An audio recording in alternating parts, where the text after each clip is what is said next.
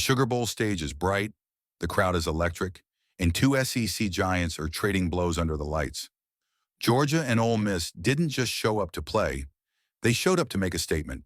And at halftime, it's the Bulldogs who walk into the locker room with a commanding 21-12 lead. But this game has been anything but simple. The opening moments felt tense. Georgia, usually known for fast starts, struggled to find rhythm early. Ole Miss took advantage, striking first with long, confident field goals that set the tone and put Georgia on notice. It wasn't flashy, but it was effective. The Rebels played smart football, controlled the pace, and forced Georgia to answer. And when Georgia finally did answer, it came with authority. Once the Bulldogs settled in, the entire momentum of the game shifted. Quarterback Gunnar Stockton became the heartbeat of the offense, showing poise well beyond his experience. Instead of forcing risky throws, he trusted his legs and decision-making, punching in two rushing touchdowns that completely flipped the energy in the stadium. Those drives weren't quick flukes.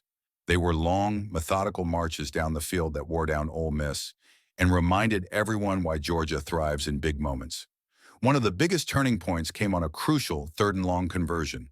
A calm throw, a perfectly timed catch, and suddenly Georgia had life. From there, confidence snowballed. Receivers found space, the running game opened up, and the Bulldogs looked like the championship-tested team fans expected to see. Defensively, Georgia delivered the moment of the half. Ole Miss threatened to swing momentum back their way, but a forced fumble changed everything. The ball popped loose, Georgia scooped it up, and in seconds it was carried all the way to the end zone. That defensive touchdown didn't just add points. It crushed Ole Miss's momentum and sent Georgia into halftime with complete control. Still, Ole Miss deserves credit. This wasn't a one-sided affair. The Rebels showed discipline and resilience, especially in special teams. Their long field goals kept them within striking distance, and their offense showed flashes of explosiveness. They moved the ball, challenged Georgia's secondary, and proved they're not going away quietly. There was also plenty of emotion on the field. Hard hits, controversial calls, and a physical edge reminded everyone this is SEC football on one of the sport's biggest stages. Every snap felt heavy, every mistake costly. You could feel both teams pushing for control, knowing one big play could change everything. Statistically, Georgia held the edge by halftime, balancing their offense with both rushing and passing success.